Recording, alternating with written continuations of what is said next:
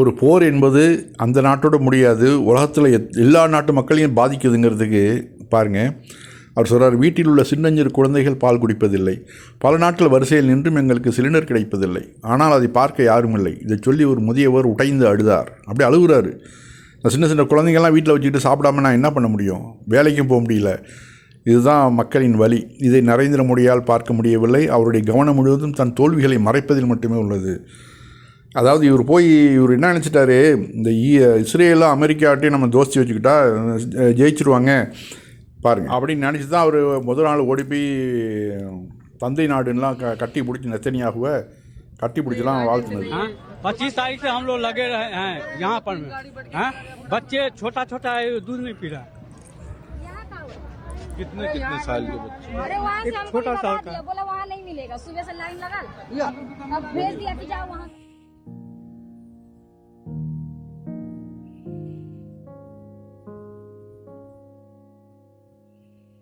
अब हर जगह मिलता है, यहाँ नहीं मिलता है। क्यों नहीं मिलता है? कोई देखने वाला है? सब लोग अपना 6-6 दिन से काम छोड़ के यहाँ पे लाइन கண்டிப்பாக இந்த முதியவரின் அழுகை வீண் போகாது. கண்டிப்பாக இதற்கெல்லாம் பதில் சொல்லி ஆகணும். ஆட்சியாளர்கள் கண்டிப்பாக பதில் சொல்லி ஆகணும். இந்த ஆட்சியாளர்கள் தான் இதற்கு முழு பொறுப்பு ஏற்றுக்கணும் கண்டிப்பாக. அடுத்து பாபாவை பற்றி ஒரு செய்தி. புது பாபா இருக்கிற உலகத்தில் எத்தனையோ பாபாக்கள் இருக்கிறாங்க. இவர் ஒரு புது பாபா, அதாவது இன்னொரு புதிய பாபா சந்தைக்கு வந்திருக்கிறார். இந்த பாபா தன் நாக்கை வெளியே நீட்டி பக்தர்களை ஆசீர்வதிக்கிறார். இந்தியாவில் வேலையின்மை அதிகரித்து வருவதால் அதற்கேற்ப பாபாக்களின் எண்ணிக்கையும் அதிகரித்து கொண்டே இருக்கும். வருமானம் மிகவும் நன்றாக இருக்கிறது. அதாவது ஏமாறுறவன் இருக்கிற வரைக்கும் ஏமாத்துறவன் இருந்துக்கிட்டு தான் இருப்பான்.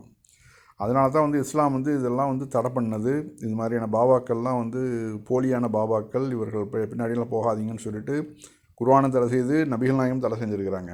ஆனால் ஹிந்து மதத்தில் இப்படிப்பட்ட ஒரு வரையறை இல்லாதனால கண்டவன்லாம் பாவா அப்படின்னு சொல்லிட்டு வந்துடுறானுங்க.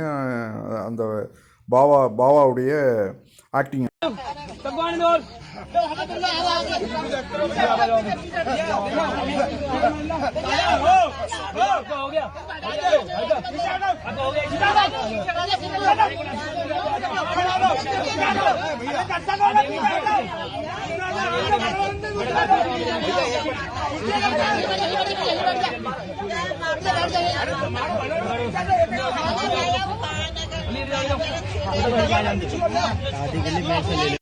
இதில் அதிக மூட பழக்கத்தில் போய் விழுகிறது பெண்கள் தான் இதுலேருந்து தெரியுது. அதனால் நம்ம அறிவுரை சொல்லி இவர்களெல்லாம் திருத்தணும் கண்டிப்பாக. துபாயில் நேற்று நடந்த நெகிழ்வான ஒரு செய்தி. பயங்கர மழை வெள்ளம் துபாயில் இல்லையா.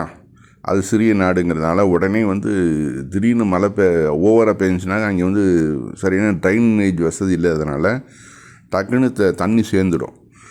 அப்போது ஒரு வண்டி அப்படியே மிதந்து போகுது தண்ணியில். 2 இந்தியர்கள் அது உள்ளே மாட்டிகிட்ருக்காங்க. அங்கேருந்து கத்துறாங்க, வண்டியில் மாட்டிக்கிட்டோம் காப்பாற்றுங்க அப்படின்னு சொல்லிட்டு. அப்போது எல்லோரும் வேடிக்கை பார்க்குறாங்க. வேடிக்கை பார்த்துக்கிட்டு எல்லோரும் செல்ஃபி எடுத்துக்கிட்டு இருக்கிறாங்க.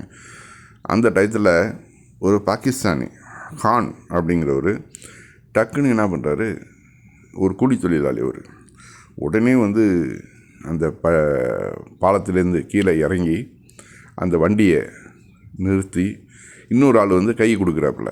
கை கொடுத்து அந்த வண்டியில் கீழே இறங்கியவர் டோர் ஓப்பன் பண்ணுறதுக்கு முயற்சி பண்ணுறார். கொஞ்ச நேரத்தில் அந்த கை கொடுத்துக்கிட்டு இருந்தவரும் பயந்துட்டு நம்மளும் அடிச்சுட்டு போயிடுவோன்னு சொல்லிட்டு அவர் மேலே ஏறிடுறார். இவர் சிங்கிளாக நிற்கிறாப்புல. இப்போ இருந்தாலும் அவர் மனம் தளராமல் அந்த வண்டியை உடச்சி அங்கேருந்து அந்த தண்ணி போகக்கூடிய அந்த ஸ்பீடான அந்த தண்ணியிலேருந்து அந்த 2 இந்தியர்களையும் காப்பாற்றி வெளியில் கொண்டு வரார் அந்த பாகிஸ்தானி. இப்போ நம்ம பாகிஸ்தானிகளை வெறுத்தே நம்ம பேசி பழகி போயிட்டோம் இல்லையா. அதனால் அந்த அந்த செய்தியை சொல்லக்கூடிய அந்த சேனல் கூட என்ன சொல்லுதுனாக்க, அவர் ஒரு பாகிஸ்தானின்னு சொல்லாமல் கான் மட்டும் சொல்லி அப்படி அந்த விஷயத்தை முடிக்கிறாங்க. எந்த அளவு ஒரு பாகிஸ்தானிய வெறுப்பு நம்மக்கிட்ட இருக்குங்கிறது இதெல்லாம் ஒரு உதாரணம்.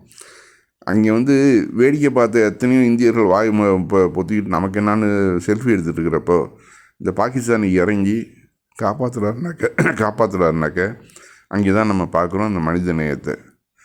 இதுதான் உண்மையான இஸ்லாம். இஸ்லாம் வந்து மனிதர்களுக்கு சேவை செய்ய சொல்லுது. அது எந்த நாடு, மொழி, இனம் இதெல்லாம் பார்க்க சொல்லலை. தன்னுடைய உயிரை பணையம் வச்சு அவர் இறங்கி அந்த 2 பேரையும் காப்பாற்றினார்ல, அந்த பாகிஸ்தானிக்கு ஒரு ராயல் சல்யூட். எல்லா நாட்டிலையும் நல்லவர்களும் இருக்காங்க, கெட்டவர்களும் இருக்காங்க. நம்ம புரிஞ்சுக்கணும். புதிதாக இஸ்லாத்தை ஏற்ற ஒரு வெள்ளைக்கார பெண்மணி வந்து எவ்வளோ அழகாக வந்து குர்ஆனை வந்து ஓதுறாங்க பாருங்கள். அந்த மிக குறுகிய ஒரு சின்ன ஒரு வசனம், குல் ஹுவல்லாஹு அஹத், அல்லாஹ் ஒருவன் என கூறுவீராக, அல்லாஹு சமத், அல்லாஹ் தேவையற்றவன், லம் எலித் வலம் யூலத், யாரையும் அவன் பெறவில்லை, யாருக்கும் பிறக்கவும் இல்லை, வலம் யகுல்லஹு குஃபுவன் அஹத், அவனுக்கு நிகராக யாரும் இல்லை.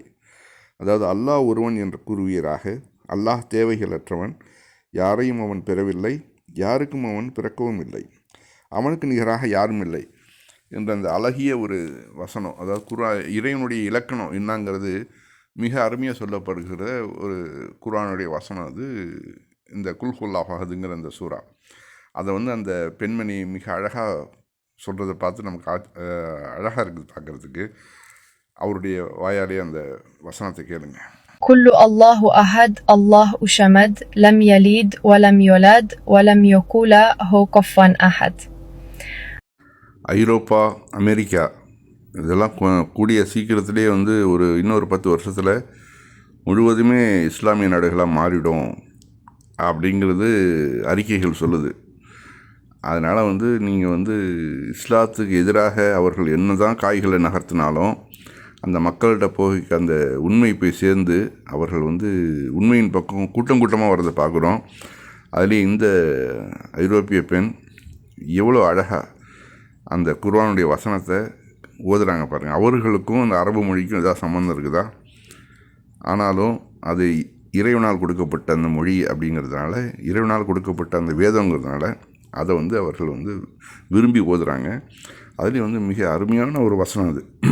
இறைவனை வந்து நாம் வந்து எத்தனையோ பேர் தவறாக விளங்கி ஒரு மனிதனெல்லாம் அந்த கடவுளாக மாற்றக்கூடிய அந்த நிலைமையில் அந்த இறைவனுக்குள்ள இலக்கணம் என்னங்கிறத அந்த வசனம் வந்து மிக தெளிவாக நமக்கு விளக்குது.